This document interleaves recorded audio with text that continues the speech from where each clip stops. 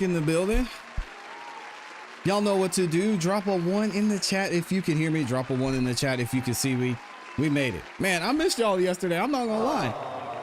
But it's good to be back in here on this Friday, ending the week the way we're supposed to on a good note. So thank you to everyone who's in the building. Thank you to everyone who's stopping by, and welcome. Welcome back to another YouTube live stream and another episode of the show. All right, we're going to get into it. We've got a lot to get into today. We're going to talk about what went down during the Fulton County Board of Elections and Registrations. Y'all saw a little bit in the video we dropped this morning. It's getting absolutely insane. Now we'll get into more of that. We've got some breaking news when it comes to what's going on into the investigation, the Senate's investigation into how Fani Willis handled the election interference case here in Georgia. And then we've got some other updates, what's going on with Iran. We're going to talk about a crazy and wild case of a guy using ChatGPT to cover up a murder. It's getting crazy today. But before we get into it, I've got to say what's up to the people, man. Shout out to everybody who's in here. And thank you to the amazing folks who make this place the amazing show that it is. We've got my beautiful, awesome, amazing Amy E in the building doing what she does. That's be amazing. Thank you, Amy, for being here. Y'all make sure you go show Amy some love. Follow her on X at IAmyLee on X if you haven't yet. And subscribe to the channel too. All the links are in the description. We've got Les Cleavers in the building. Shout out to Les Cleaver getting ready for the weekend. A Fitz is in here as well. Good morning and good afternoon to all of you. All right, I'm not going to waste any more time, but you know, I do have to beg you, I ask you and plead with you to like the video on your way in. Likes are free, guys. Helps the channel continue to grow and lets the algorithm know you're enjoying the show. It shares the channel, the video, the live stream you're watching right now with more people. So there are already nearly 300 of you that have already done that. Thank y'all so much for the love. If you could, please do that. Also, if you're feeling extra generous, you can share the video out as well. It's easy to do. You just click the share button. You can share it to any social media platform that you're on, and even via text message to your group chat or to someone who you think might enjoy the show. And then last but not least, I will be reading super chats during the show and at the end of the show. So thank you to everybody who goes the extra mile and donates and supports the channel as well. Let's go ahead and get right into it. So we are going to be talking about Jeff DeSantis today. Who is Jeff DeSantis, you might ask? Well, he was actually hired by Fani Willis to handle basically the public relations when it comes to everything that went on during this election interference case. And I also want to give you guys a couple of thoughts about him. So when the Georgia State Senate is investigating this is what they're looking for and asking him about. He's going to be questioned about the internal decisions and messaging basically with Fani Willis. What went back and forth between him and Fani Willis, how they planned this, how they set everything up, the hiring of Nathan Wade. And we're going to get into that. And that's going to actually lead us into the testimony from Nathan Wade. Now, I'm not sure if we're going to hear a testimony from Nathan Wade today. I highly doubt it because he's got a lot he's going to have to answer for, where Jeff DeSantis really doesn't have that much he has to be held accountable for, other than them getting information on how this indictment went on. All right, so let's go ahead and get right into that and hear what Jeff has to say about his interactions with Fani Willis. Check it out. How were you recruited, hired for the role? I knew Ms. Willis. I worked for her campaign in 2020 as a consultant, and we actually shared office space in Midtown. Knew each other there, and she asked me to do it. I originally said no. It wasn't really in my life plan. I'd worked in government, worked in the State Attorney General's office in the U.S. Senate for Senator Zell Miller, a couple other roles that led me to think my time in government was over, but she convinced me to come help. It was a time that the district attorney's office was challenged, not just because of COVID and the shutdown of the courts, but also because of just the nature of the management that preceded her. It was a difficult time, and so I agreed to come on. Didn't know how long I'd stay. I will say it has been, for all the places I've worked, the most rewarding job I've had, as far as feeling like you go to work and actually do something to help the community, make it safer, help people stay out of trouble. Not just prosecution, but the other programs that go on there are extensive, and REACH program, record restriction, pre-indictment diversion. So it's been a very rewarding job, and I've been there longer than I thought, but I have enjoyed every minute of it and felt it was a very worthwhile endeavor. Thank you. I did get sidetracked, and I apologize for this. We did not swear you in. I was starting to do that, and then we got cut off. So if you don't mind raising your right hand, do you swear to tell the truth, the whole truth, nothing but the truth, so help you God? Yeah, I do. Thank you. I would hope so. Going back to your role, you say you're deputy district attorney. You said you kind of focus on some media work as well. Are those two That's part separate of titles, or are they? No, Okay. no. It's deputy district attorney. I believe she calls it media and strategy, and I deal with a fair amount of press inquiries. We probably get more press in that office than I would put up against any government office in the state of Georgia. It's, obviously the press is very interested in what we do. It's crime, violence, Yeah. efforts to curtail it, court cases, verdicts, et cetera, et cetera. So we have a lot of incoming.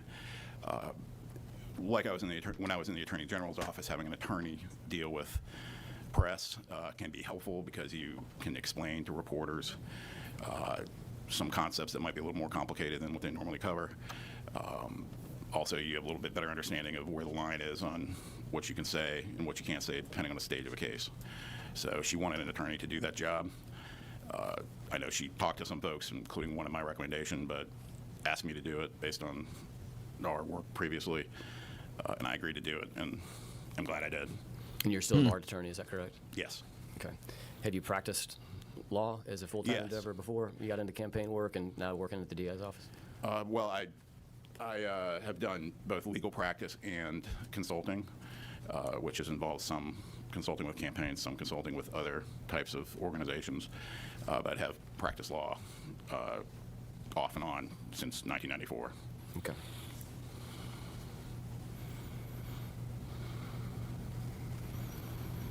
What was your role in the campaign?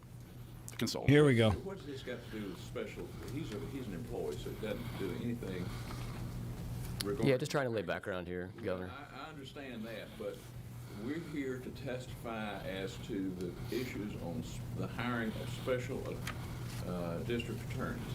That's the purpose of this memo. And he is an employee. He is not Talking a about special Nathan Wade. district attorney. So I'll let him go ahead, but this is just not something we can just go into because you've got him here. No, this is going to relate to the matter we're here to talk about. That'll be pretty quick. We'll get there. Would you restate what you were asking? What was your role in the campaign?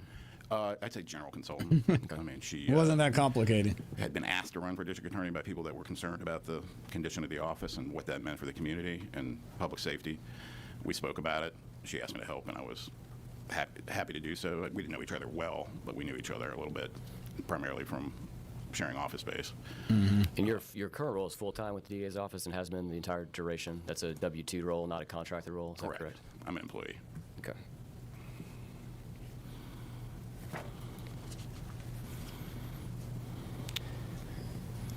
We had testimony from Breathing Ms. hard. Willis and just kind of general conversation in the committee around the hiring of the special assistant DA, Mr. Wade. Was he working on the campaign as well? I believe there was a transition team. Were you part of that transition team? I was. No, I don't recall Mr. Wade working on a campaign. He may have been a donor or volunteer fundraiser. I mean, you guys run for office. You know how campaigns are. You pull people in your life around you to help you raise money and reach out to the community. But I don't recall him being involved in the campaign. The first time I interacted with him was that volunteer committee that she put together of attorneys to help her interview the folks in the office who wanted to stay, as well as those who were outside but might want to join the initial administration. Essentially, in between the election and her swearing in, y'all were gearing up to. I don't remember the exact dates, but I recall it being, late 2020. Were there? And she testified to, obviously, in her opinion, the office, I think she would have described as a mess before she came in. She was trying to decide who she was going to keep, who she was going to get rid of, who she may bring in new. That's the type of transition work that you're Yes, referencing. and it was an eye-opening experience. It was alarming. I will be blunt. In terms of about what it. y'all were stepping into. Yes, the first person we interviewed Oh, was talk a very about it. experienced lawyer who told us that she lost a carjacking case because she didn't know what she was doing. As a resident of the city of Atlanta and Fulton County, she walked out of the room and I was picking my jaw up off the floor. Gotcha. Nice. The committee, that specific committee that you and Mr. Wade were a part of, was it an ad hoc committee? Was there a designated leader of the committee? Well, the district attorney was the leader. I mean, she made ultimately the hiring decisions, as she does to this day. and is very careful about who she hires for every role. We offered our thoughts on various folks that interviewed, whether they were appropriate to keep or bring on, or whether they were appropriate for the role they may have had. Was there any discussion during that time? I believe that there was a search committee that was in place at some point relative to a special prosecutor for the Trump election interference case. Wait just a minute. The Trump election interference case was not ending at the transition. He hadn't committed the crime yet. According to the indictment, That's not alleges true. The crime was committed back in November of 2020, and so this would fall in that window of that time frame. But he hadn't made the call to Raffensperger. He still was encouraging him to take over the county. And that's the phone call they're talking about, where the president called Brad Raffensperger and said, you need to find these votes, which is how this whole thing got started. And have a coup. So the crime hadn't occurred yet. Are you objecting to the question, or are you just kind of opining? Okay, what's the grounds of the objection? The grounds for the objection is when you ask him that was there a interview or process to pick a prosecutor for the Trump interference case, the crime had not been committed yet. That didn't happen until 2021. That's the objection. That's an objection to the form, Governor. Objection to the form and also the relevance. Mr. DeSantis, do you understand the question? I want you to restate it. Sure. I'll restate it, and it may be different from what I actually asked you, Okay. and maybe it'll lift his objection.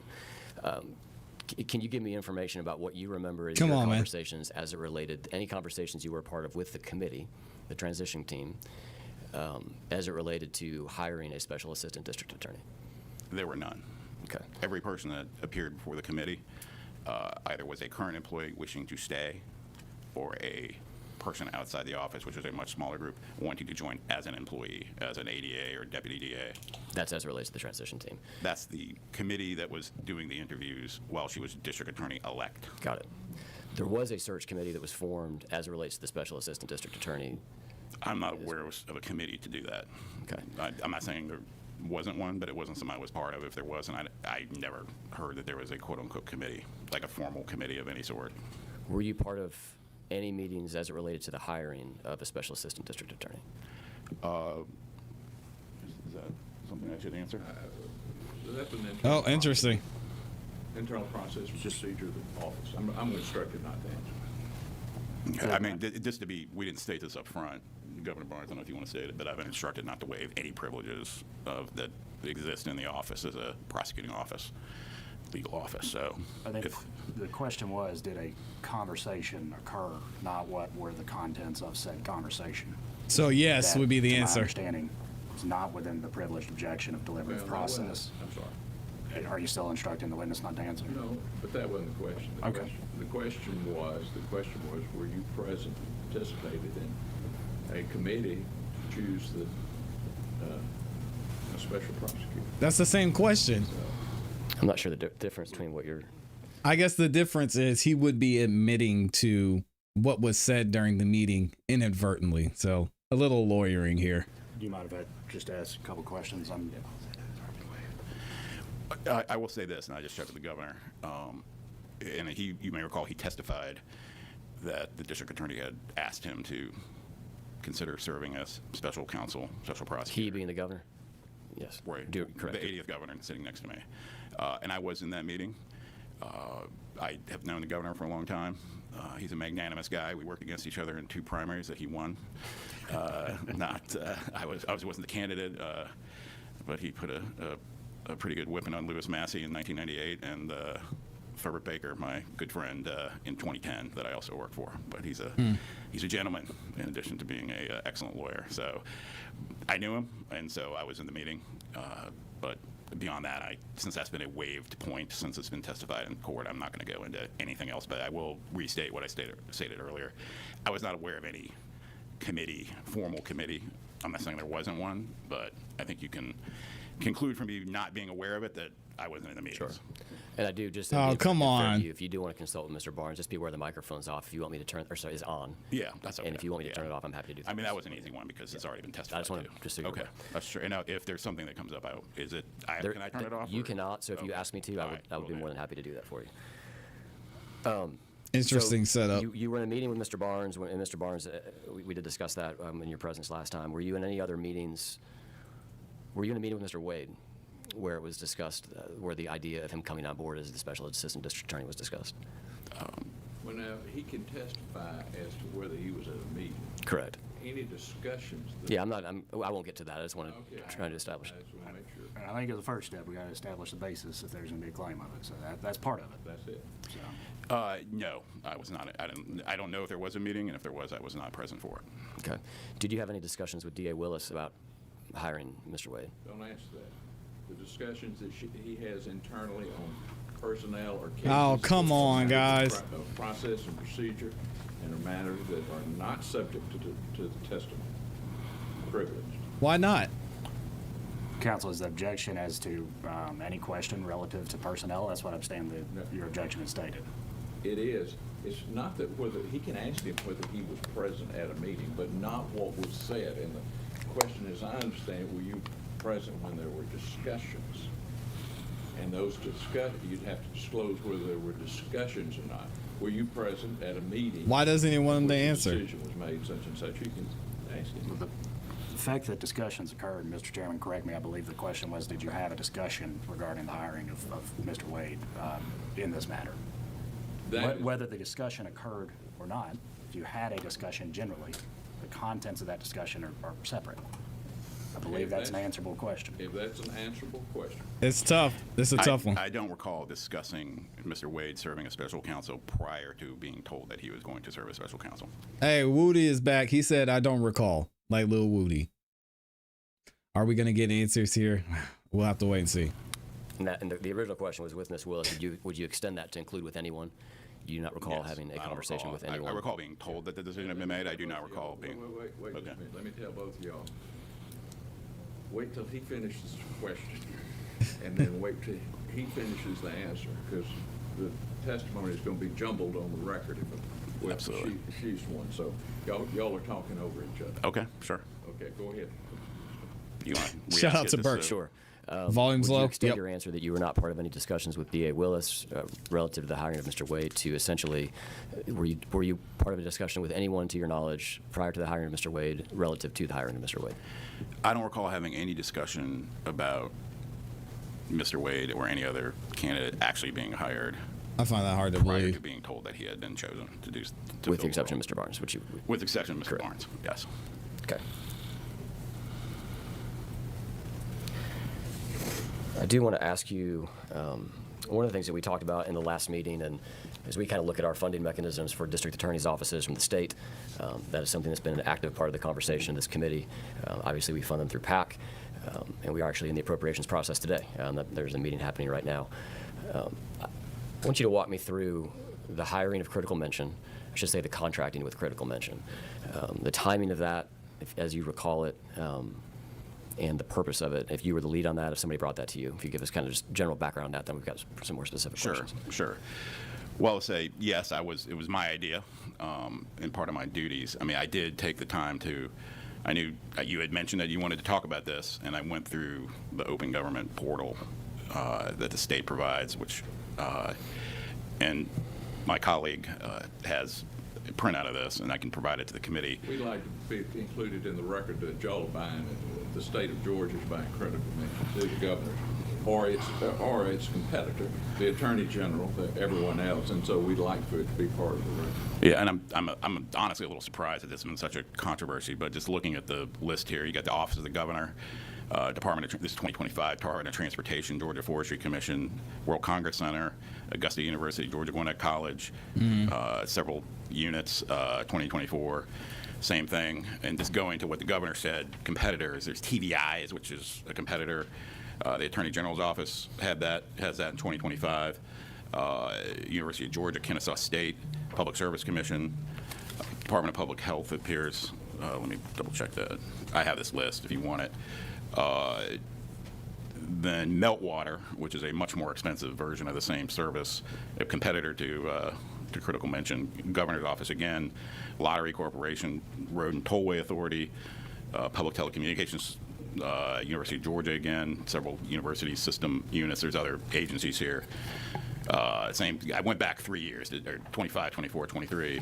Same thing with the General Assembly. There's an entity, a competitor called Cipalone that's solicited us multiple times.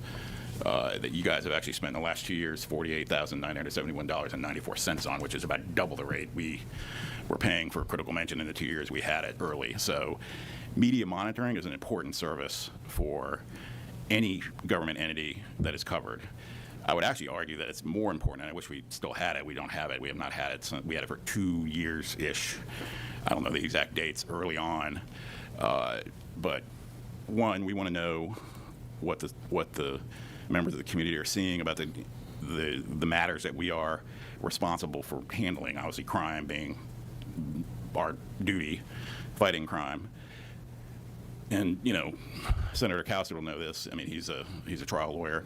We get 12 voters in a box multiple times a month to determine whether they're going to send people we think ought to go to prison, and we want to know what they're reading when they come in there. We want to make sure that folks that makes sense. Who are reporting on us are accurate. And some of my friends in the Fourth Estate here will tell you that I'm not bashful about calling them up and telling them I think what they wrote is not accurate. That's my job, part of my job. So it's become this focus, but I'm honestly kind of baffled by it, particularly since it's a widespread normal function for government. Plus, it's obvious what the benefits are of it to the public for a district attorney's office in the biggest state, or in the biggest county in the state, to know what's going on in public consumption. Well, yeah, we know the truth. So hopefully Jeff isn't out there suppressing the truth, because I haven't got an email for him. And y'all know we stay facts-based here. We're going to get into Nathan Wade is actually in the room. We got some more breaking news. So we're going to get into Nathan Wade's testimony here shortly. Let me know what you guys think in the comments in the chat. Guys, we got some breaking news, and Nathan Wade decided to show up today. Before accepting, let's actually get into it. He is here. I did not think Nathan Wade was gonna show up today, so I'm gonna have to change the thumbnail and the title and anything and everything. So, wow, I'm shocked. But either way, let me know what y'all think, and if you haven't yet, like the video. I'm gonna update this title, and we'll go ahead and get right into it. Let's get Nathan Wade. We'll update the title. I did not see this happening today. Nathan Wade caught us off guard, man. Let's see. He should be up there sweating. So we now have Nathan Wade is here and is going to testify and get into everything that happened before, during, and after this indictment came in the election interference case. He's going to talk about his relationship with Fani Willis, possibly, and how all of this went down. And yes, in case you're wondering, you're in Fulton County. Who's paying for his representation? We are. Yeah. So again, we'll get into it here. Make sure you guys let me know what you think about this in the comments in the chat. I'm shocked Nathan Wade showed up today. Let's see if he's ready to go. I want to recognize Mr. Nathan Wade has joined us. Thank you for being here, Wow. Mr. Wade. You're joined by your counsel, Mr. Evans. And then, Mr. Barnes, are you serving as counsel? Are you hanging out? What's your... Hanging out, but I'll say that I serve as co-counsel in case I want to say. Would Mr. Wade say that you're serving as co-counsel as well, or is that... He doesn't have a choice. So I do want to thank you for being here today. A couple of things before we get started, and then we'll swear you. I don't know if you've had a chance to view any of the other proceedings. We've been charged by a Senate resolution essentially to look into really a couple things now, but as it relates to the Trump election interference case. We've taken testimony from a number of folks actually, not just folks you work directly with on the case, but people, legal experts I cannot from around the believe he state. showed up. And that's going to be the scope of what we're going to ask you about today. And the goal for us is to see if there's any steps that we need to take to reinsure public confidence in the justice system. Chairman Cowsert brought, what did you write, Chairman, 5 separate pieces of legislation so far? 5 pieces of legislation. I think you passed 3 of them out of the Senate. So that's really the goal of what we're trying to do here today. To the extent that you want to discuss anything with your counsel, obviously you're more than welcome to do that. I do have a mic control This is going to here. be interesting. Just like we did this morning for Mr. DeSantis, as I see you two talking privately, I'll just mute the mic so nothing gets picked up in the the media. And so if you hear me say you're muted, that's what I mean, and then I'll unmute. If you want to ask me to do that, I'd be happy to do that. But I'll try to come just on. kind of toggle that. Come on, Greg, don't mute him. Things privately. We will open up. I'll open up with a line of questioning. Maybe take a break depending on how long we go. Leader Jones has the option to do so as well, and then Chairman Cowsert had asked some questions previously, and obviously that would be at his discretion as well. Did you have any questions or anything before we get started? I don't have any questions, but I do have an opening statement I'd like to read Oh into the my God, here we go. Not an opening statement. Good afternoon. My name is Nathan J. Wade. I am here on my own volition after accepting service of a subpoena from this committee. I'm a lawyer in good standing with the State Bar of Georgia. I served as a special assistant district attorney for the office of the district attorney of Fulton County beginning in 2021. Before accepting that appointment, I worked as a prosecutor, ran a private law firm, and served as a municipal court judge for over a decade. For my appointment as special prosecutor, I swore an oath to follow the law. I took the oath with solemn pride and responsibility. I did not accept the position to financially reward or benefit anyone, namely District Attorney Fonnie Willis. My team and I investigated the state of Georgia versus Trump et al. For approximately 2 years or more. The investigation was not politically motivated or influenced. Rather, it was an independent investigation based on facts, interviews, evidence, and the rule of law. I was not directed, ordered, asked, coerced, pressured, or importuned to bring any charges in that case. We simply went wherever the evidence led us. No one at the White House counsel's office, the Department of Justice, or the January 6th committee directed, ordered, asked, coerced, or importuned, or pressured me to do anything in that case. Y'all believe him? I did not violate a single rule of professional responsibility in the Trump case.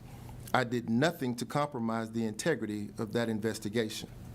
After a thorough and independent investigation, we presented our evidence to a special purpose grand jury. In August of 2023, the grand jury returned indictments against 19 people. Against the ham sandwich. 4 of which entered pleas of guilty, and rightfully so. In January of 2024, a co-defendant moved to disqualify D.A. Willis and myself from that case. The court held a hearing during which I testified, was cross-examined by each defendant's attorney, and the link to that public testimony will be made available by counsel if anyone needs it. On March the 15th of 2024, the court denied the motion to disqualify. In that order, the court allowed the Trump case to continue only if D.A. Willis's office resigned or if I resigned. Later that day, I voluntarily resigned. He sacrificed himself. Since then, I have had minimum contact with the Fulton County District Attorney's Office, and I have had no access to documents or evidence kept there. That's not true. That can't be true. But he also says he's had limited access. He and Fannie Willis have been in a relationship. They've been seen together numerous times. We reported on it here in the channel. So is he just saying he hasn't been in the office? He's still been all up in the never mind. Based on your assertions to my counsel, the committee agreed to limit my testimony to an hour. The committee also agreed not to ask about any personal relationships. It's a family show. Or any pending or current investigations and prosecutions. I request that we honor that agreement, and my counsel will object if we do not. Please remember that my knowledge about many topics is limited because I have not worked or been contracted at the District Attorney's Office of Fulton County since I resigned in March of 2024. Also, many of the events happened years ago, I don't like so this. I may not remember specifics. Further, I am bound by attorney-client privilege, confidentiality agreements with the Fulton County, grand jury secrecy rules, and Georgia Rules of Professional Conduct 1.6a, which requires me to maintain in confidence all information gained in professional relationships. I'm here to cooperate. I will answer questions to the best of my ability, but within the confines of professional and ethical responsibilities. In that light, please allow me to further read into the record this notice and general reminder that I've received from the Fulton County District Attorney's Office regarding. Again, this is what bothers me. I'm going to blame this on Bill because I don't think Greg Dolezal would go easy on them. I blame this on Bill Cowser. The fact that they agreed and they gave him the opportunity to say he's not going to talk about his personal relationship during this meeting, I think is BS. Because the whole reason and the main reason Fani Willis was qualified was because of impropriety, or the appearance of impropriety, if you want to play lawyer ease. And that's directly related to her relationship with Nathan Wade, who was hired as a special prosecutor and paid a significant amount of money while he was in a relationship with Fani Willis. So what do we mean we're not going to talk about the relationship? That's the whole reason we're here. Oh man, that makes me so furious that they even gave them opportunity. And again, I think Bill Cowser was one of the reasons why they were allowed to do this, because I don't think they would have come to testify if this wasn't agreed upon. My position says, Dear Mr. That's Wade, the whole reason we're here. I write to you in my official capacity as District Attorney for the Atlanta Judicial Circuit and on behalf of my office regarding a recent subpoena that you received from Senator Bill Cowser and Lieutenant Governor Burt Jones requesting your testimony before the Georgia Senate Special Committee on Investigations related to your former contract or employment as a special prosecutor with the Fulton County District Attorney's Office. The subpoena does not provide any indications of what matters or information your testimony is expected to involve, but given the focus of your work as special prosecutor, I expect that your testimony will relate somehow to our office's pursuit of accountability for the unlawful attempts to overturn the 2020 presidential election in the state of Georgia. To make clear my official position as District Attorney, I write to remind you of your continuing obligation not to disclose any confidential information related to this office's criminal investigations, including information that is protected from disclosure by grand jury secrecy rules or applicable legal privileges held by this office. Fani Willis said, watch your mouth, boy.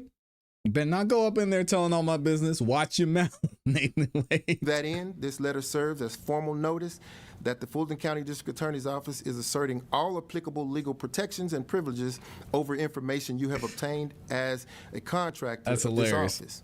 This includes knowledge of key evidence, confidential attorney communications, discussions of legal theories and analysis, prosecutorial recommendations and deliberations, as well as knowledge of the sources, procedures, and techniques employed.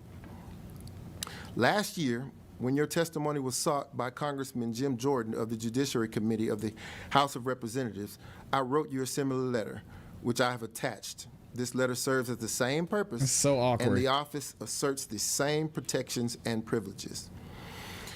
In their absent attempts to serve the desires of a few individuals rather than the rights of millions of Georgians, and to discredit the good work of our office to defend the rule of law, members of the committee have recently subpoenaed me as well. My objections to these latest efforts remain the same. I am concerned that questions posed to you by the committee could implicate several significant established privileges and confidentiality interests. These include preservations of the secrecy of grand jury proceedings, which is well recognized principle in both federal court and the courts of the state of Georgia.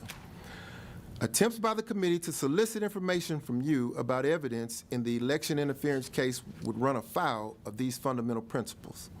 Additionally, questions about the substance of your work in this case would also seek information that is protected by the deliberative process privilege, attorney-client privilege, and work product privilege, among others. As Chief Justice John Roberts has observed, it has long been understood that recipients of legislative subpoenas retain common law and constitutional privileges with regard to such information. The site is Trump v. Measures, USA. It is the responsibility of the FCDA and its employees to protect secret grand jury information or information that is privileged, confidential, or sensitive. As former appointed special prosecutor for the office, this is your responsibility as well. Any protected information would belong to the office, not to you personally, and accordingly, you should refer the committee to this office regarding any such information. As you are undoubtedly aware, the sharing of non-public privileged information violates Georgia professional ethics rules, including special rules applicable to prosecutors. Imagine getting this letter from your girlfriend being like, hey, here's what you can't say. Here's what you can't say. You say it. I'm sorry, buddy. We're going to have to get you. Love ya. Such disclosure can prejudice defendants, victims, or witnesses, or affect the overall integrity of the proceedings. I know that you intend to comply in good faith with all proper legal requests related to your work with the office. Although I'm sorry that you are forced to deal with the ongoing efforts by others to attack the legitimacy of your work, I thank you for your steadfast compliance with the law and for your adherence to the claims of privilege laid out in this letter. Good I Lord. believe that the efforts of Senator Coward and Lieutenant Governor Jones and the never-ending investigations into the FCDA by them and by others, such as Congressman Jordan, are a part of a transparent and shameful campaign to use the force of government to harass, silence, and punish those who have been brave enough to stand up to Donald Trump. No true public servant deserves this kind of public harassment for their work.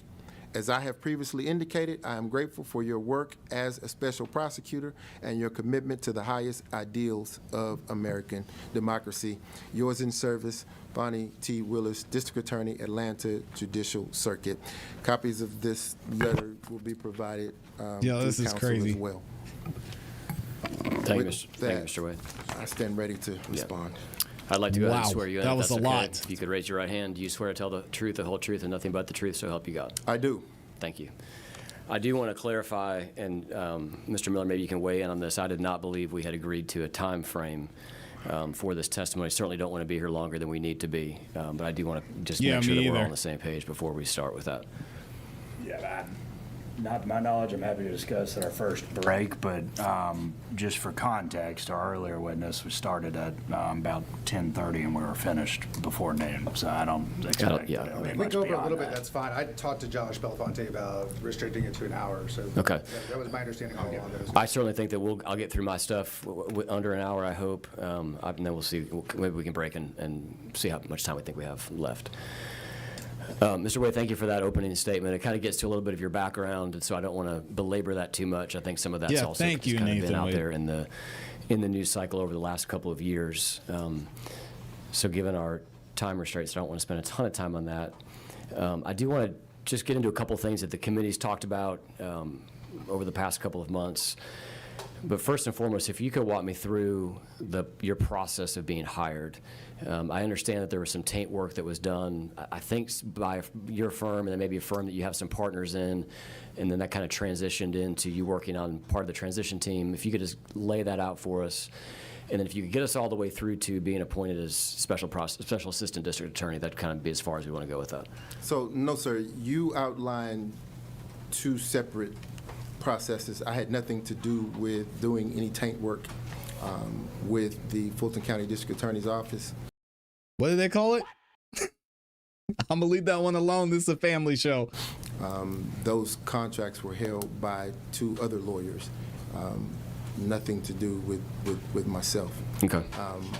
My appointment to becoming a special prosecutor dealt with my familiarity in terms of being a municipal judge and Ms. Willis being a municipal judge at the same time. We developed a sort of a mentor-mentee relationship over that course of time. Great. Walk me through the work that you did on the transition team. I think that you were part of a transition team, as I understand from Ms. Willis's testimony, between her election and her swearing in. If that's accurate, walk me through it. If not, correct the record for me. Sounds good to me. So, briefly, I was a part of a transition team. I didn't officially participate in all the work that transition team performed. I was continuously a part of an advisory, He said taint work. unofficial advisory committee, if you will, with her. It was crazy. Okay. And there was, at some point in time, there was a search committee that was formed. Mr. DeSantis mentioned that this morning. DA Willis discussed that as well. There was a search committee that's formed essentially to look into someone to lead the Trump election interference case. Is that correct? Yes, sir. And you were part of that transition team. Is that? I'm sorry, you were part of that search committee. I was. Is that correct? I was. Who else was it? Was that an official committee that had named members, or was it more of an ad hoc committee? No, it wasn't. I don't really recall the specifics of how it was put together. But I do recall taking part in doing That's crazy, the Henry. work. I couldn't tell you who else was all involved, but I know that she What? was taking advice and counsel from several other sources. Do you remember What kind of approximately when that advice were work you began? giving her, Nathan? I don't. It was Be specific. after she had won the election, obviously. Okay. Obviously. The meetings that you had that you were a part of, do you remember anybody else that was a part of those meetings besides the district attorney? I don't recall if I don't recall. I seem to recall that all the meetings had different members, so there was never a set group of people that met in that regard, and so because of that, I'm having a difficult time recalling. Do you remember any either formal or even casual interviews for candidates that would be a potential special assistant district attorney? I do. Could you tell me more about that, please? Well, Governor Barnes might be able to answer that a lot better than I would. He was one We of ain't the talking about Barnes, Nathan. individuals who was Talking about you. asked, I wouldn't call it an interview, asked to step into the role. And he turned that down, as I understand it from previous testimony, due to his ongoing caseload. He had some current concerns about the publicity and security concerns that may come along with that case. Do you remember anyone else that the committee either talked to via a formal interview or informally? Yeah, I recall. I recall Attorney Gabe Banks being asked to step into the role as well. Officially offered a role, and he turned it down as well? Yes. Okay. Wonder why. Was there anyone else that you recall that you talked to either that turned down the role or was never offered the role? I don't understand the question. Was there anyone else that the committee approached about the role? There were other people, other candidates. I do recall DA Willis being very deliberate and careful about whom she selected for the role. There were lots of people Sounds about who right. were sort of applying or wanting to do it because they had political agendas one way or the other, and she was astute enough to sniff those things out immediately and disqualify or do away with those particular candidates. But specific people, I don't recall it. Okay. Do you remember approximately when the focus turned to you as a possible candidate? I don't remember in terms of time, but I can recall. She wasn't even his because first option? DA Dang, Willis that's either tough. was not satisfied with those who were applying to do it, or those whom she approached to do it had said no. She asked me to do it. Initially, I said no. I had no desire. Now, had I, Of course. in hindsight, I probably would have gone and had another conversation with Governor Barnes to get some specifics about his concerns, as opposed to going through the deliberative process alone. But I did, and ultimately I accepted the position. So, guys, I know this is a family show, but there's so much I want to say here. What do? He leaned over to Governor Barnes and be like, "Hey, man, what you think? You think I should I do it? What do you think? I don't know. Look at, I mean, they say gorilla grip. I gotta go." Curious why you didn't have a desire. It's a high-profile case. You're an accomplished attorney, doing. You were in a relationship with work, Fannie both Willis? as a judge and as a lawyer. This seems like something that would be a pretty good opportunity. Do you recall why you didn't have any interest in doing it at that time? Yeah, I do. I rather enjoyed serving as a municipal court judge. One reason would be I would have to step Freedom. aside, take a leave of absence from that position. The other reason was my firm at that time was doing very well, and I didn't want to step away from that work. Makes sense. The pay obviously was not very good. I don't think anybody can debate that point. And the subject matter, candidly, just didn't get my attention. What caused you to change your mind? After having more discussions with DA Willis, Caused you to change your mind. More discussions with those that I look to for advice and counsel, and I have a love for different areas of law, and this was that for me. So. Guys, I can't do it. I'm not going to be able to make it through this. I'm sorry I'm so immature. To those of you who are new to the channel just watching, I apologize. It's just hard to hear the way that he's phrasing this and not think about his relationship with Fannie Willis. He said he loved exploring all different categories and all different areas of the law. All right, I'm gonna be a little bit more mature. I promise y'all. I apologize. Just give me a second. Let me know what y'all think about this in the comments in the chat. I had to take a break. I had to take a minute, Mom.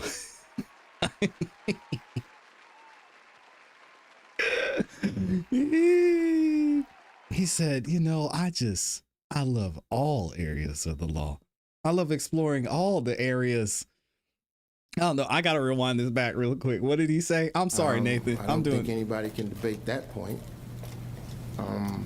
Here we go. Wait for it. And the subject matter, candidly, just didn't get my attention.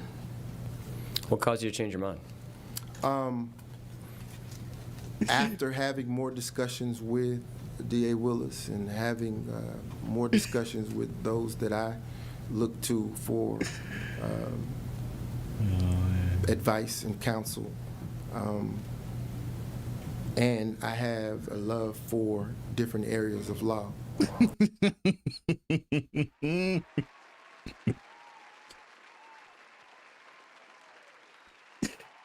Nathan Wade's a victim, man. He's a victim.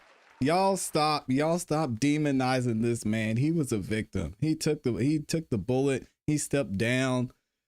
He had to deal with all the other stuff we don't get to see. Oh man, he loves all different areas. Why'd he say it like that? All right, let's go ahead and get back into it. I'll grow up, guys. I'll promise. He's a renaissance man. Thank y'all for the super chats. We will be reading those shortly. We got to go ahead and get back into Nathan Wade's testimony. I broke down at the end of the last segment. We tried to cover this. I'm going to let y'all hear it. I'm going to be mature. Nathan Wade finally giving some insight into what happened, into his hiring at the district attorney's office and him exploring so many other options. Not really wanting to do it at first, but then he was reminded that he loves all areas of the law. I'll try and be good. Here we go. And this was that for me, so I did it. Okay. Do you remember if you remember even the month, that'd be helpful, the month at which you officially started in that role? I don't. Okay. You served in that role up until 2024, is that correct? March. And it would be best described, I believe that the DA described it this way, is that you were essentially the lead of the team that was working on the election interference case. Yes, sir. Okay. I want to ask a couple of questions that have come up, and this is one that you've seen it discussed, I'm sure, as it relates to the billing. There's been some discussion of this block billing, and this is just an example. This is one of the invoices that you submitted. I believe that you testified that on occasion you would submit invoices and you would receive questions back from the DA's office. There would be some adjustments to the invoices. Is that correct? So I don't know if the questions would come from the district attorney's office or they would come from the accounting department within Fulton County. But I would get the question and I would respond to it. Do you remember was the nature of those questions relative to essentially the tabulation of the invoice, which would make sense for it to come to accounting, or was it more so around your description of work that you have listed on the invoices? No, I don't recall the nature of the questions.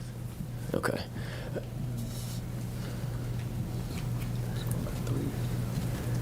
It was stated under testimony of the district attorney that was her opinion, or at least her position, that oftentimes you work more hours than you billed. Would you agree with that assertion? I would agree with that. Help me understand kind of how the tracking process worked, given that, and were you on a cap of some sort, I believe, in your contract? There was a maximum total billable dollar amount each month, and you obviously couldn't bill more than that. As it relates to these invoices for 8 hours, would you say that the majority of those were 8 hours? Would you say that some large percentage of them where you went over on time but only billed for 8 hours? Yes. I think that you would agree that it's unusual to see kind of that rounded billing. We've looked at in this committee other billing from people like Anna Cross that work on the same case, and this is just one example of one of Ms. Cross's invoices, and they're down to, it looks like, the 10th of the hour. So walk me through, essentially, help me understand the block billing, and then I want to get a further understanding, if you could, as to how many days you think you went over. I see on the right-hand side there you did bill for, you kind of have multiple days covered, 12 hours across 2 days, that kind of a thing. So I just want to understand the billing. If you need a more specific question, I'd be happy to ask it more specifically, but I'd just like to understand your perspective as you've heard the commentary around the billing practices here. Yeah, so it's simple. If you take a look at the bottom of this invoice, this invoice specifically says submitted the 31st day of August 2022.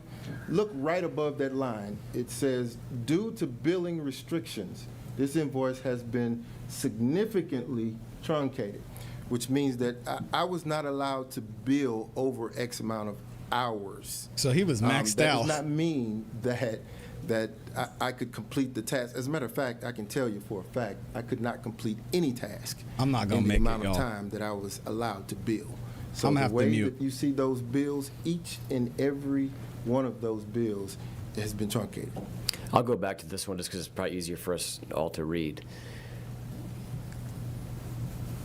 What do you mean by that when you say that each and every one of them is truncated? Do you mean essentially the total is truncated, or do you mean each entry is truncated?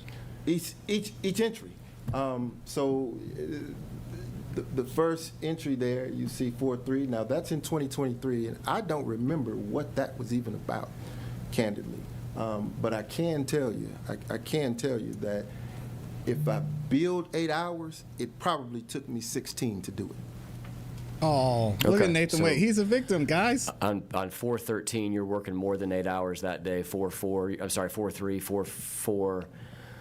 Then the 3-day span. So sorry. Late nights at the office, overtime. If you look at the top portion of that billing invoice, where it says description in the blue, right next to the word description is date completed. Mm-hmm. So the dates that you're seeing are the dates that the task was completed. That is not the date that the task begun. So if you see 8 hours, and there you see 8 hours billed, it was completed on 4/3. I could have started that task 2 days prior. So that first one, there's a meeting with team, research. So obviously a meeting with the team is a day, I would assume. Are you saying that you're having multiple days of Listen. I know you don't know the specific. I'm just saying, let's just pick that one out as an example. That's great. That's a great example. I will tell you this.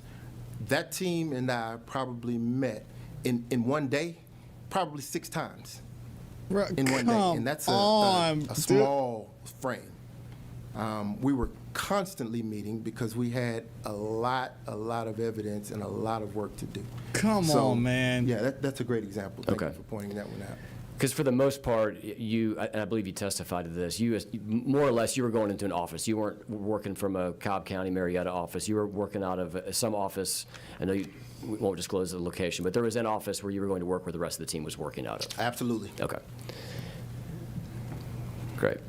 One of the things that the committee's discussed is the accounting here indicates that not all of your bills, but some of your bills were paid out of county forfeiture funds.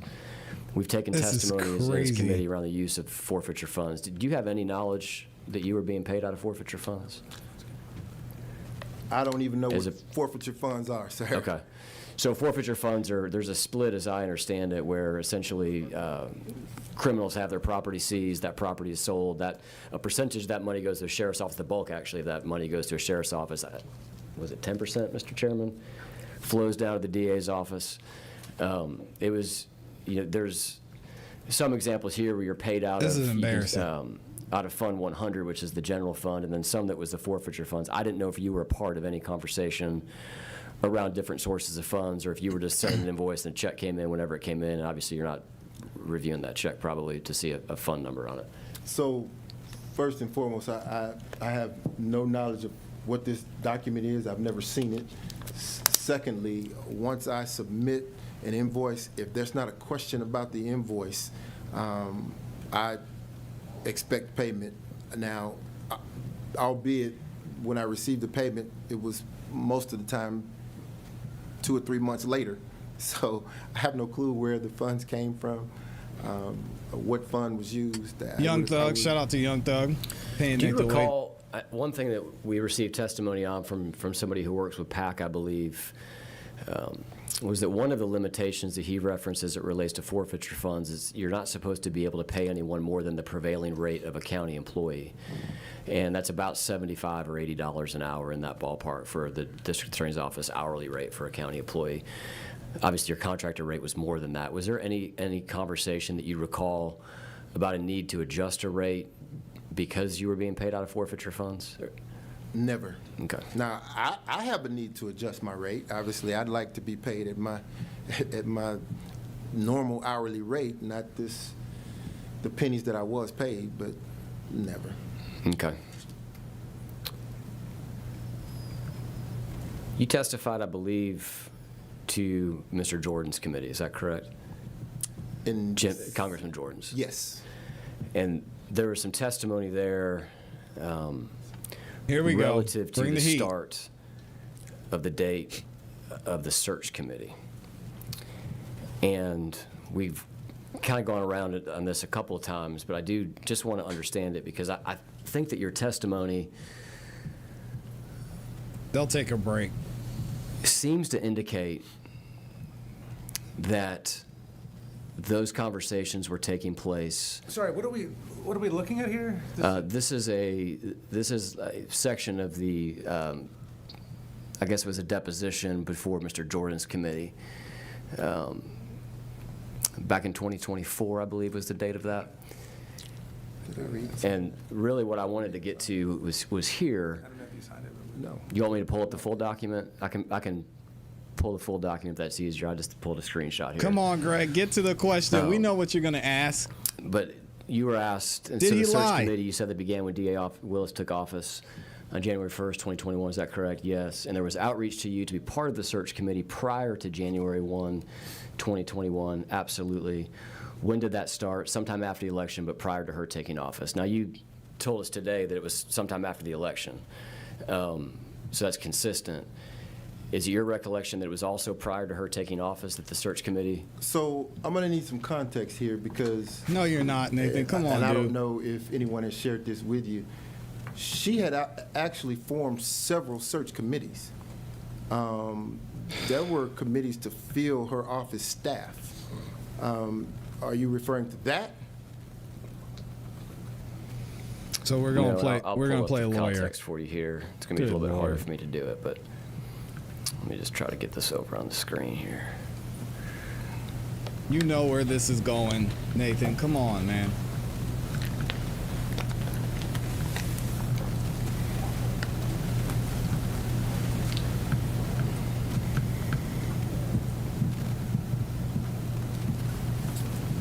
I'm gonna try to.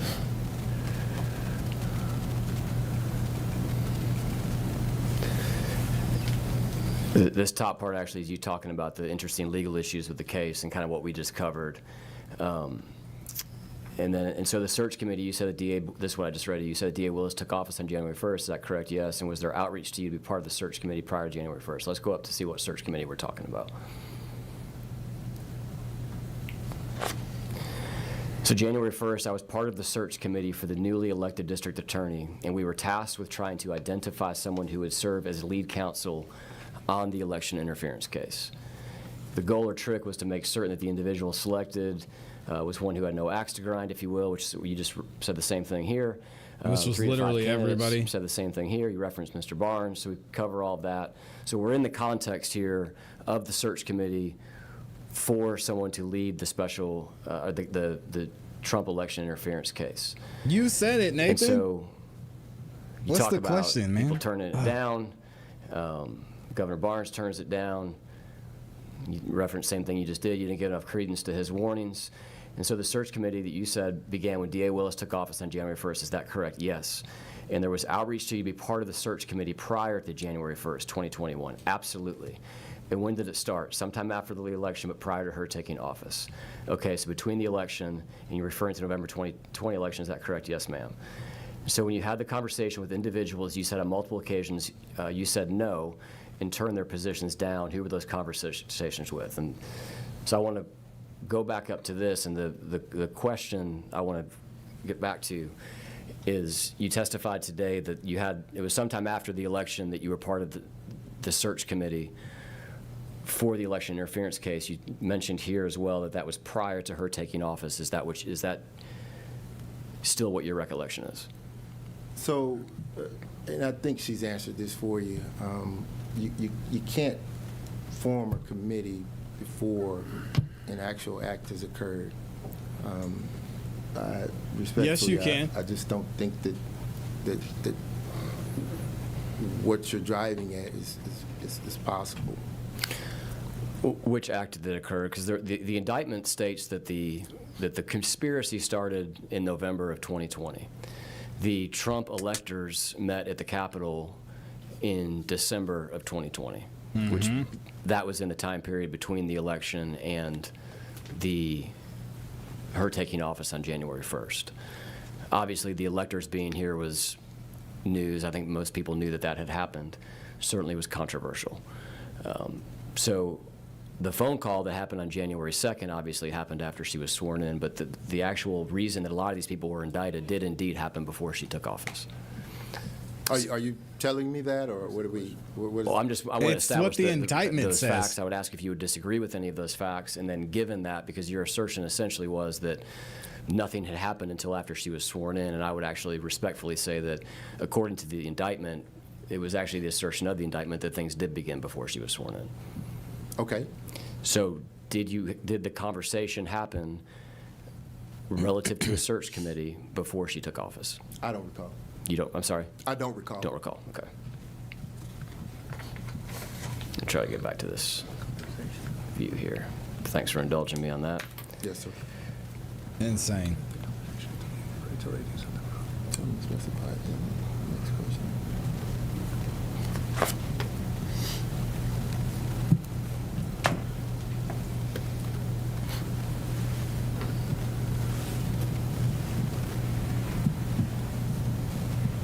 One last slide here. I gotta do this. This slide's from a couple pages later in the Jordan testimony. Did you have any conversations with anyone besides DA Willis regarding the special prosecutor role and Governor Barnes, I'll say, referencing what we've talked about? I did, and I'm trying to recall if that was, and there's a name that we don't know, He's the individual I had the conversation with prior to my being appointed, if you will, a special prosecutor. Did he work at the DA's office? Do you recall who that individual is that is referenced in the redacted section? I don't. And it says, okay, so you spoke with this individual prior to DA Willis taking office, and you said I did. Does that help jog your memory at all as to conversations that may have taken place before she took office? It doesn't. Okay. We can hear you guys. This is a letter. I'll zoom in on this one as well so we can see it better. That was sent from Ms. Willis to, I believe, Congressman Benny Thompson, who's chairman of the Jan 6 committee. Have you seen this letter before?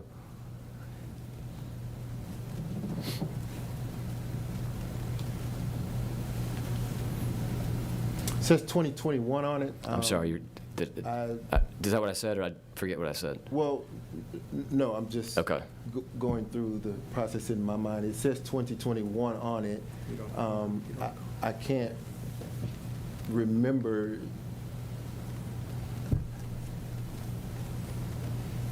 I'm searching for you, but Sure. I can't pull it. I can't get to it. So this says, please accept this letter as an official request from me to access to records that may be relevant to our criminal investigation. Those records include, but are not limited to, the recordings and transcripts of witnesses, This is interviews in and December. depositions, electronic and print records of communications, and records of travel.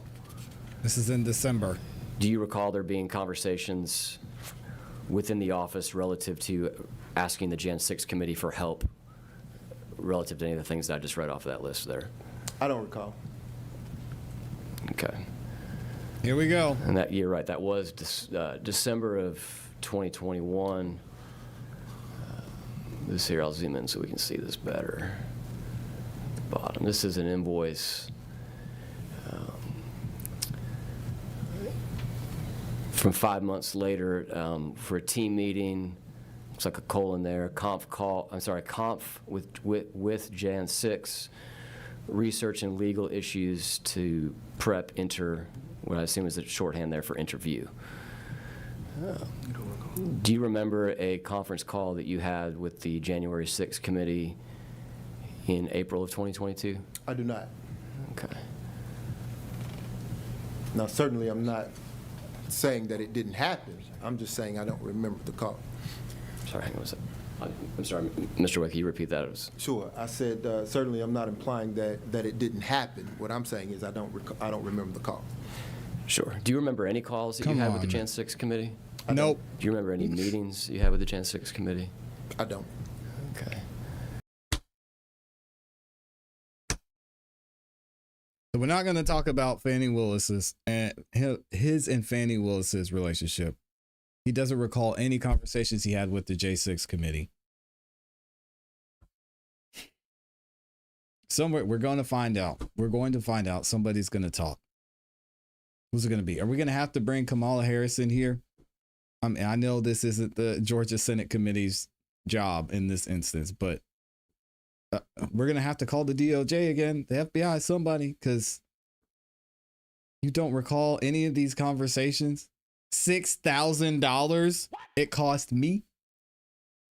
It cost y'all in Fulton County. Seems like a pretty important phone call. 24 hours at $250. What was the role of the Jan 6 committee as you understand it? I don't recall. They're going to object to that. I would. I'm not asking you to recall. I'm asking you what you believe the role of the committee to be. You're asking me what was their role as it relates to Just generally. my No, sir. Sorry.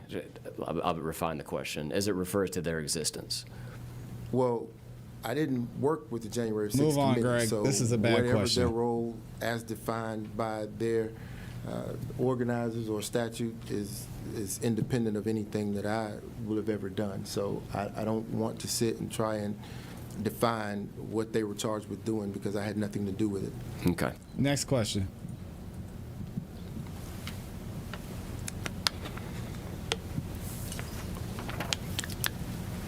Here's a second. I'll try to scroll up on this one here a little so we can see it higher. These cameras are blocking us. You're good. You don't need to duck down. It's the actual camera. There's a entry here from about 10 days later. I believe it says travel. Look over here. Travel out of state, interview, and research. Do you recall specifically what that travel was? I have no clue. That's 2022? Yeah, it was a long time ago. I have no clue. Okay.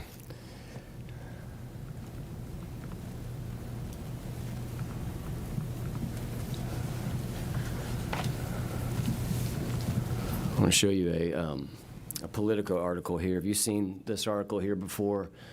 It says Jan 6 committee helped guide early days of Georgia Trump probe. I've not. They state there in the subheadline, in the spring of 2022, the committee staff helped Fulton County prosecutors prepare for interviews with key witnesses. Do you recall either you or your staff working with the Jan 6 committee to prepare for interviews with key witnesses? No. Okay. Come on, bro. In the body of the article, it says that committee staff quietly met with lawyers and agents working for Fulton County District Attorney Fonnie Willis in mid-April of 2022, just as she prepared to convene a special grand jury investigation. In the previously unreported meeting, the Jan 6 committee aides let the district attorney's team review but not keep a limited set of evidence they had gathered. Do you recall a meeting with the committee where there was access given to evidence that you were able to view but not retain? I do recall that. Okay. Can you tell me about that meeting? Do you recall where that meeting was? That meeting was in Washington, D.C.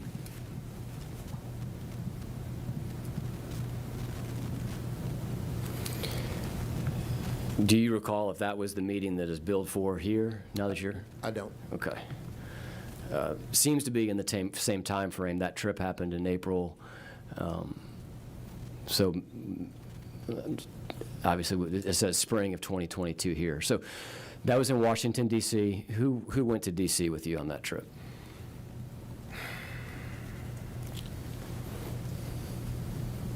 I remember an investigator, but I don't recall specifically which investigator went. And I do recall that there were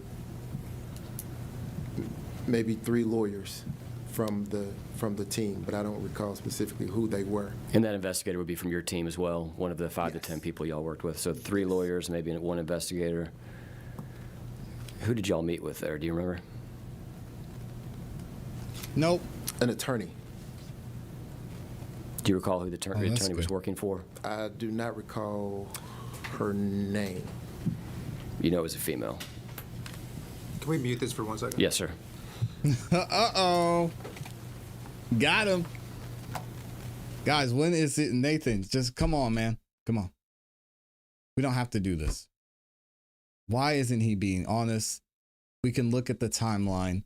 We can see how everything was laid out. Visits to the White House, J6 committee, the phone calls, the billing. It's all there. Let me know what y'all think in the comments in the chat. I'll be interested to see what happens with his with his attorney, because they're gonna have a conversation. Let me read these super chats real quick, and we might get into a little bit more of this. Dang, I wanted to get through all of this, but we might have to do a part 2. Let me read a couple of super chats real quick. Shout out to my dog, the first ever member of this channel. Henry Resilient has been a member for 36 months. Y'all go show my guy some love. Check out his channel. He has 2 YouTube channels, actually. We've got Henry Resilient. We've got Henry Resilient Clips. Make sure you subscribe to both. The links to both are in the description. He says this, man, 36 months is crazy. He says, let's go. We hit 200K subs this year. That's all right. And time's up for Fannie and her boyfriend. We're gonna have to see. I mean, Nathan, I almost called him Nathan Willis. That's crazy. If Nathan Wade, can't recall anything, then we might be here for a minute, but we'll have to see. Thank you, Henry, for the love and support, man. The growth, a lot of the growth you've seen on the channel has been in large part to the advice and the guidance that Henry Resilient has provided with YouTube. So thank you, my friend. Thank you for the support and everything that you've done for the channel. I appreciate you. Mr. Brown in here dropping the 20 bomb, just showing some love. Thank you, Mr. Brown. Dang. Just showing some love. And then John is in here as well, dropping the 2 bomb and another 2 bomb. just showing love and support. Thank y'all for the support, man. I appreciate it. And then, of course, my beautiful, awesome, amazing Amy E in here doing it all, promoting the show, helping in the chat, dropping the cake, reminding me she's got the cakiest cake in the building, and it's well past lunchtime. I promise I will get something to eat. Thank you, Amy, for all that you do. Wait, is a joke. I see all the comments in here too. I see all the comments. This is wild. I want to jump right back into this and see if we can get a little bit more and see if maybe we'll hear something from Nathan Wade, because Nathan Wade slipped up. Nathan Wade just slipped up in a major way. He said he does not know if he remembers her name when talking about someone he spoke to in regards to the J6 committee. Means he spoke to somebody, then he had to talk to his attorney and stop for a second. They muted the mics, and we're going to see if Nathan Wade maybe comes back and says, oh, I don't remember if it was a woman or not. I just said she, because I was thinking about Fanny. Oh, I don't know. Let me rewind that real quick too for y'all. Her name. An attorney. He spoke to an attorney. Do you recall who the attorney was working for? I do not recall her name. You know it was a female. Can we mute this for 1 second? Yes, sir. His attorney said, nope. We're not doing that.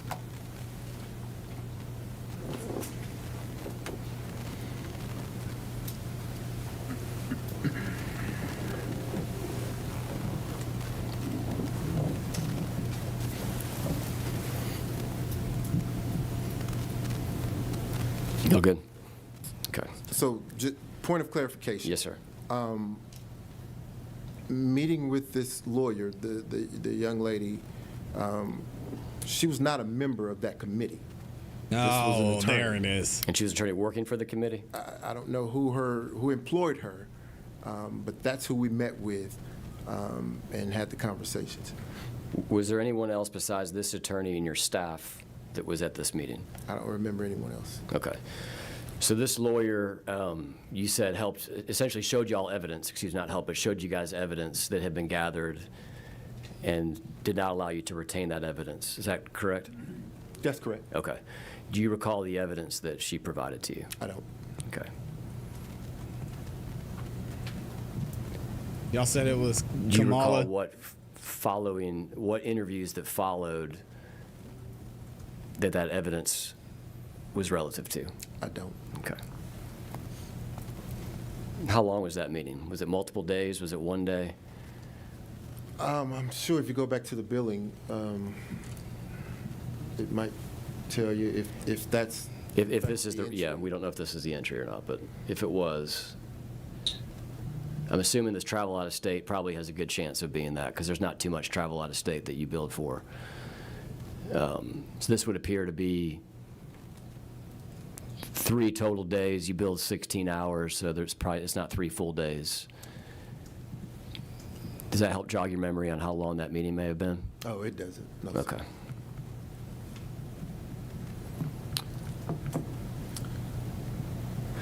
The article goes on to say, over the next few months, committee staff also had a series of phone calls with Willis's team.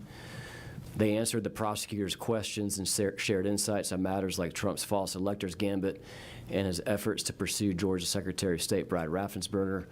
Both of those ploys ultimately featured prominently in the criminal charges that Willis brought against Trump and his allies last summer. Do you remember either you or your staff being part of a series of phone calls with the committee staff? I don't recall that. Do you recall if you had any further conversations with the female attorney that you met with in D.C.? Were there any other phone calls or meetings with that particular individual? I did not have any, no.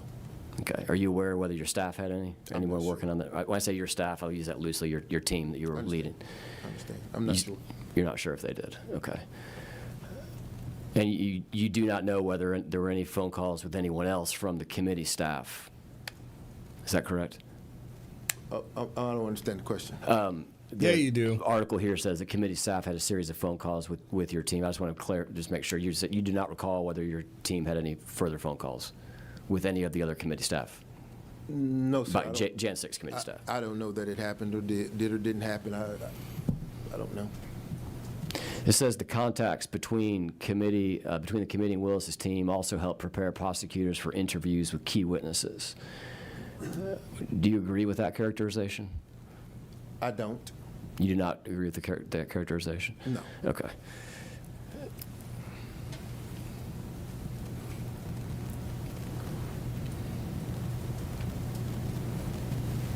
All right, I'm going to go on to the next slide here. This says here, Jan 6 Committee Chairman Benny Thompson had previously described, quote, staff-level contacts between his panel and Fulton County prosecutors.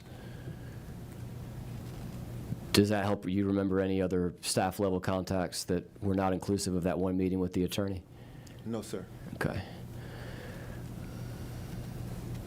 In early April 2022, nearly 2 weeks before the panel staff met with Willis's team, which does seem to then point to that entry that you did have on your billing as being the correct one for that meeting. Appreciate you, Jim. Thompson told reporters he wasn't aware of how extensive those contacts were, and on Wednesday, Thompson told Politico that he did not know about the in-person visit that spring. So did you ever meet with Benny Thompson? No. Representative Benny Thompson? I never met with him, but it would seem that it about makes that? sense. If he's saying that he wasn't aware, then perhaps the young lady the attorney that we were talking about wasn't even affiliated with Mr. Thompson. I can't put that together for you. Now we're backtracking. Yeah, I think he just said what he wasn't aware. He says he wasn't aware of how extensive those contacts were, but certainly he says he previously described staff-level contacts, so he was aware. I think what he's saying he's not aware of is how extensive those contacts were. And I'm just trying to get a better understanding of how extensive those contacts were. Goes on to say, in the meeting, members of Willis's team interviewed some of the committee's evidence on Georgia-specific matters, including Trump's Nathan. efforts to pressure local officials and the fake electors' actions in the state. Do you remember viewing any such evidence with that attorney when you were in D.C.? I do not recall what we viewed, sir. Okay. Of course not. It says here, committee staff had more calls with the prosecutors over the following months, including discussions of their conversations with witnesses with whom the prosecutors were planning to interview. The calls helped prosecutors prepare for those interviews. One witness they discussed was Pat Cipalone, Trump's final White House counsel, who spoke with the committee investigators just days before the meeting with Willis's team. That's crazy. Do you remember any calls that helped your staff prepare for testimony from Pat Cipalone? I do not. I'm not certain who the author of this article is, but I'm certain that they would have no firsthand knowledge of what the content of any phone calls were or conversations in preparation to interview any witnesses were. We prepared as a team. We prepared ourselves. You sure about interviewing that, those Nathan? witnesses, utilizing the evidence Tell us what happened. that was collected and gathered by our investigators and ourselves, our team itself. Do you recall if your committee deposed Pat Cipalone?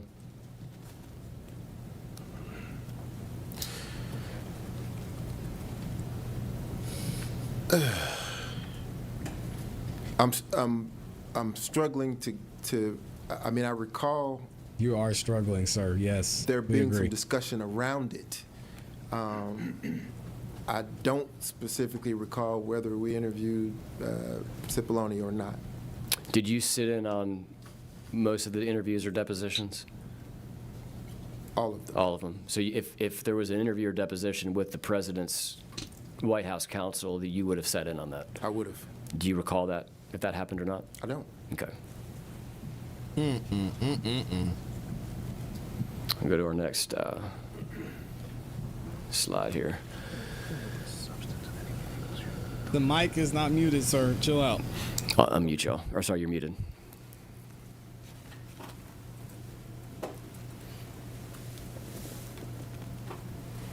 Y'all good? Okay. This is a This is a great letter. letter I love this letter. on We White talked House about it on the stationery. channel. This letter, Mr. Way, was part of a open records request that was just fulfilled about 2 or 3 weeks ago. America First Legal and Just the News had filed an open records request that was fought in court. I think that before there was a final ruling on that, there was 8,000 pages that were released. Some of those have been made public. This is one of those, just so you know the origin of this. So this is this is relatively new to the public record, but was voluntarily released by the district attorney's office. Have you seen this letter before from the White House to Mr. Donald Wakeford? I'm not recalling. I won't say that I've never seen it, but if it's dated 2022 and it came to Mr. Wakeford, I'm certain that I was made aware of it. We haven't talked to Mr. Wakeford. That's honestly the first time I've seen his name. This would appear that was he on staff with the DA's office, or was he a contractor? He was on staff. He's a staff member. Was he part of your team? Yes. Okay. Was he one of the 3 attorneys that traveled with you to Washington, D.C. to meet with the attorney? I don't recall. I do know that he did do some travel. I don't recall specifically which trips Mr. Wakeford okay. was on. This is a 2-page letter. I'll show you the ending of the 2nd page, because what's at least somewhat significant of this, I think, as it relates to the investigation that you were a part of, is where President Biden waived the executive privilege. We talked about this. With respect to the testimony of former Trump administration officials before the special purpose grand jury, which would be your grand jury, or the DA's grand jury that you were helping lead, in connection with any inquiries related to the subjects in the prior paragraph. Does this help you recall at least the overall purpose of this letter? Do you recall executive privilege being waived by the Biden White House? Well, based upon the letter that you've put up there, I mean, obviously it's about executive privilege, so yes. Do you recall that executive privilege was waived as it related to the White House? President Trump's executive privilege was waived as it related to your investigation? Yes, sir. The letter says it. Okay. What witnesses did that give you access to that you would not have otherwise had access to? Mm-hmm. I don't recall. Would Cipalone be one of those? He don't recall. Yeah, I don't recall which specific witnesses there were. Okay, so we got all this information. We've got contact with the White House. No information. Nathan Wade doesn't recall. He was involved in all the depositions. Lies, lies, lies. Deflection, deflection, deflection. We'll get into more of this. Let me know what you guys think in the comments in the chat. Wow, guys. Wow. All right, y'all. We got to get up out of here. Thank you all for the love. Shout out to everybody who supported as well. Thank you to everyone who sent in the super chat. I wish we could go through the rest of this, but we will cover some of it this weekend. Henry Resilient, thank you. Mr. Brown, John, of course, and then my beautiful, awesome, amazing Amy E. If y'all haven't yet, subscribe, hit the notification for more news just like this and about a lot of the other topics that's going on in the country and on the globe. You don't want to miss out on what we're talking about here, and I'll be dropping the clips and more information about this hearing with Nathan Wade. If y'all haven't seen it yet, it gets very interesting. Make sure you stay tuned. Subscribe, like the video on your way out if you haven't yet. And as always, I hope you guys have a good rest of your afternoon. You know what to do. Keep growing, keep pushing, keep it classy. We go. Peace. Thank y'all for the love.